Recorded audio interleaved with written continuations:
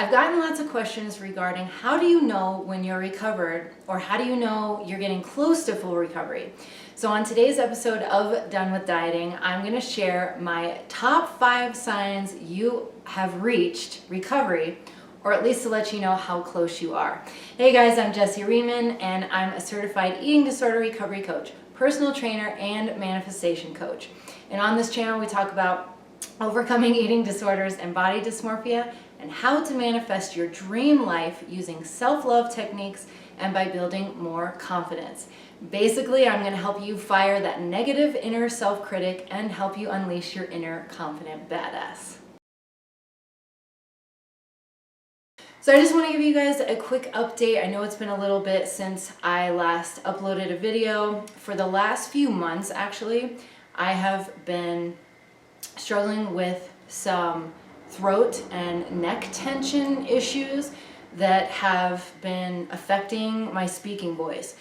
Now, I'm definitely getting everything I need as of right now in terms of treatment. I have a fantastic vocal coach that I just found within the last month, having to go through different types of massage therapy and speech therapy.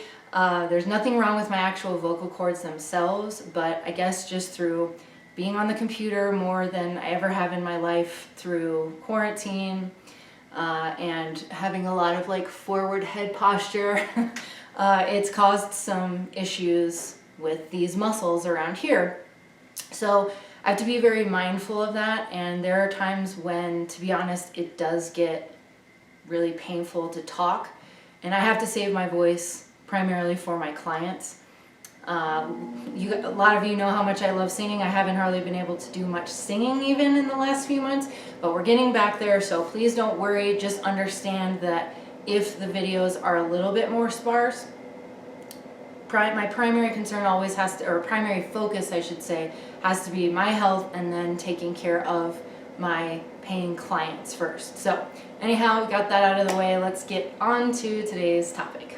Recovery can feel like such a daunting process, and it can be easy to get stuck being hard on yourself and thinking that you're not making any progress and that full recovery is a long way off, but you may be closer than you think you are, and I guarantee you're doing much better than you're giving yourself credit for. Do I see Oreo? Oh, she's down here.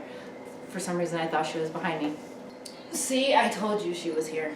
Hello. Okay, so before I list my top 5 signs, I want to remind you of something that will drastically improve your recovery. Count your small wins. They all count. Even if that means you went 1 or 2 days without criticizing yourself, or you went a full week without feeling guilty about what you ate. You were scared to eat something, but you did it anyway. You've been sticking to your positive affirmations for a week, or you felt better about yourself today. Anything you're doing differently in a positive direction, it all counts as progress. And the more you count every single, even small thing that you accomplish or overcome, the better and better you will feel about how you're doing with your recovery. Okay, without further ado, let's get into my top 5 signs you've reached recovery or are getting pretty darn close. Number 1, you have a really balanced relationship with food. You don't track calories or macros. You don't have a good versus bad foods mindset. I mean, unless whatever is so-called bad is something that you just genuinely don't like. For me, that's like something like horseradish. Or you are clinically allergic to something, that kind of thing. When your body tells you to eat a lot of food, you do it. And when you don't have an appetite, provided that you haven't been going through extreme stress, which reduces your appetite, and that's a topic for another day, but you listen to your body and you eat again when you are hungry. You'll find that you crave all kinds of foods: processed food, sugar, vegetables, protein, fruit, fats, different kinds of carbs, and it changes all the time. But you no longer have to force yourself to eat a salad or drink a smoothie because, hey, sometimes it sounds good. And you no longer have to force yourself not to eat anything because you let yourself eat whatever you want when you want it or when you have access to it. And you don't have guilt around food or when you eat or how much you eat because you trust your own body and you listen to your own intuition. Number 2, you rarely get triggered. You rarely get triggered to go back on a diet. You rarely get triggered by some fitness model photo. And people's comments about body and weight and dieting just don't bother you nearly as much. Now notice I said rarely and not never. Well, that's because you're human. We all are. And it's unrealistic to expect yourself to be 100% perfect all the time because, hey, perfect doesn't exist. Not to mention that disordered eating and body image issues were part of your life and a part of who you were for years, much longer than you've probably been recovered or have been in recovery. So the point is that it becomes much easier to remind yourself of why dieting is harmful and doesn't work for you. To remind yourself that the person's body you're seeing on social media is likely not entirely real due to editing and filters, and that you have no idea if that person is doing seriously harmful things to look that way. And to remind yourself that when anybody makes a negative or hurtful comment about you or your body, it's a reflection of how that person is feeling about themselves, and that it has absolutely nothing to do with you. Number 3, you have a balanced relationship with exercise. You exercise when it truly feels good for your body or your current energy levels. You exercise in only ways that you truly enjoy. You rarely ever feel guilty about missing a workout, and even if you do have a little bit of guilt, you're able to quickly squash that and remind yourself that that is silly. You never exercise when you are sick. And if you happen to get injured, while it may suck and definitely isn't fun, you follow all the necessary steps to get you healed efficiently, and you don't do things that you know are going to set you back. Number 4, you love, honor, and accept your body even before or without weight loss. At your heaviest body, you have learned to show yourself and your body compassion, kindness, and understanding. You've come to feel that you can love your body exactly as it is, even if you never lost another pound, because you know that your body is worth loving no matter what.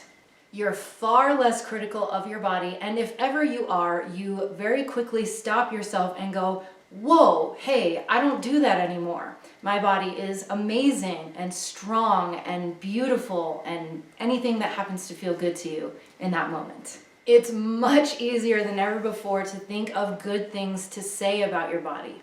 Now notice I'm not mentioning anything about losing weight or losing overshoot. Well, that's because that doesn't actually have to happen at all to be fully recovered. Now, as I always say, it absolutely can happen, but the most important thing to do is to reach a place of loving, honoring, and fully accepting your body first, and then everything else will flow right along with it. And number 5, you have healthy coping skills. This is probably the biggest, most important final piece to becoming fully recovered. Even if you're able to accomplish the first 3 steps, but you never develop healthy coping skills, it can be easy to transition into another form of addiction or unhealthy coping mechanism, and I know you don't want that. So how do you know that you have healthy coping skills? Instead of reaching for a quick fix, you talk to or reach out to a qualified therapist or coach that fits your needs so that they can help you work through, in an efficient way, work through your current struggle or insecurity. In other words, you don't hold it in, you ask for help. If you are religious or spiritual, you delve deeper into your spirituality. So if you are religious, maybe you start going to church more often or speaking to a sort of religious counselor if that feels good to you, or you make prayer more of a priority. Or if you are more spiritual, you make time for meditation or your personal spiritual practice, energy clearing work, seek out a Reiki practitioner, etc. You make self-care a bigger priority, especially when you are struggling and or feeling insecure. So you pamper yourself, you get a massage, you take a relaxing Epsom salt bath, you get off your phone and get off of social media, you go for walks in nature, you turn your favorite uplifting music on and have a dance party, anything like that. And you resume doing positive affirmations and self-love journaling if you have fallen off course, because you remember how important it truly is to remind yourself of all of your incredible, amazing qualities and to praise and pump yourself up rather than relying on somebody else to do it for you. Now, do you have to be doing all of these things perfectly to be considered fully recovered? Not at all, because as I said before, there is no such thing as perfect. So what you're looking for here is a balance of all of these things. And if you can say honestly to yourself that 80 to 90% of the time these 5 things describe where you are at this point in your life, then congratulations, you did it. Consider yourself recovered. And if maybe just 60 to 70% of the time these 5 things you feel describe where you are, then again, congratulations. You deserve so much credit for how far you've come with your recovery, and now you know what to work on. So I sincerely hope that this was helpful to you, and please remember that no matter where you are in your recovery journey, that you are amazing, you are strong, you are worthy, you are a badass, you are a freaking badass.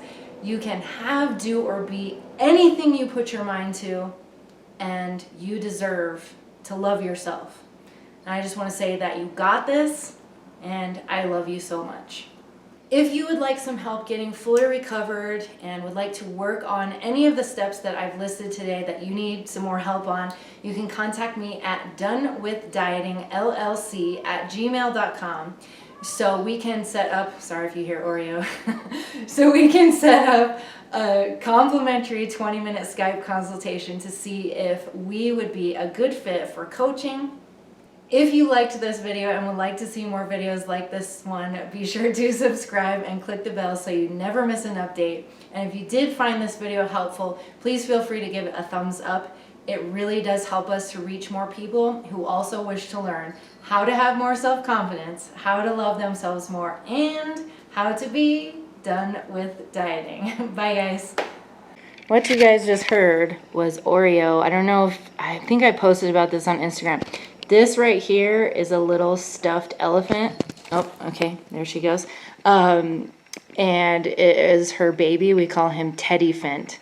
And she was carrying him around in her mouth, just in case you were wondering. Okay, bye!